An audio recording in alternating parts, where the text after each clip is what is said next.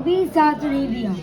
इसलिए इस शरीर के राग में रंगना नहीं है, हमें तो अपनी आत्मा के रंग में रंगना है। सर्वस्व सुंदरी लोई, सबसे सुंदर इस लोक में कोई है तो सिर्फ हमारी आत्मा, उससे सुंदर और कोई भी नहीं है। उस आत्मा को ही प्राप्त करना है।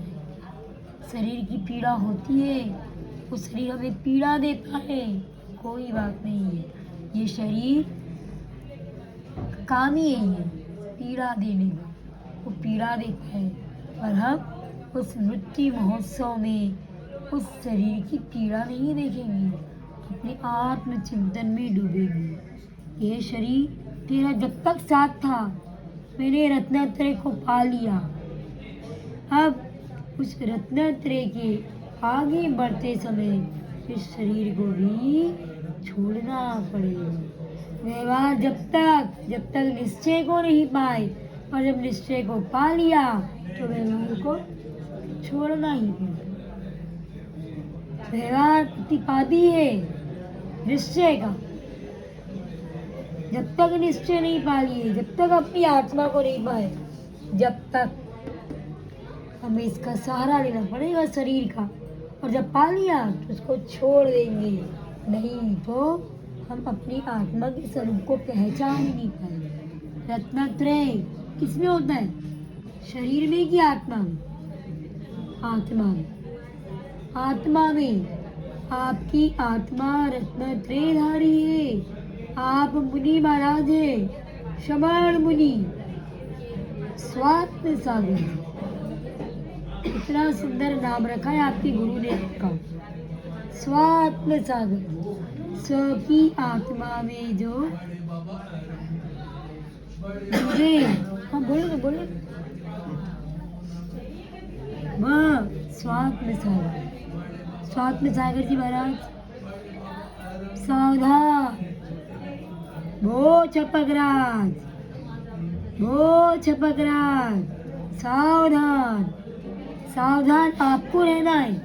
हम तो निमित्त मात्र हैं, उपादान शक्ति आपके अंदर है। अपने उपादान को जगाना है, और जिस स्वरूप हमने रत्न धारण किया है, उस रत्नत्रय की प्राप्ति के बाद भी उस रत्नत्रय की यहाँ से लेकर के चलना है। शरीर के प्रति राग नहीं, द्वेष नहीं, मोह नहीं, छूट जाएगा यही। हमारी आत्मा हमारे साथ जाएगी, रत्नत्रय के साथ, सम्यक दर्शन के साथ। इस पंचम काल में सभी जीव मिथ्यात्व के साथ जन्म लेते हैं, सभी, पर सम्यक दर्शन के साथ बिरले लोग हैं जो सम्यक दर्शन के साथ इस पंचम काल में चले गए। आप सम्यक दृष्टि है, आप सम्यक दृष्टि है। आपने इतना दान किया, इतने गुरुओं की सेवा करी है, इतने तीर्थ यात्रा करी है, कितनी जगह दान दिया है, बच्चों में आपने संस्कार दिया है। वही संस्कार आपको याद रखना है, सिर्फ देना नहीं है, उस संस्कार को आपको भी याद रखना है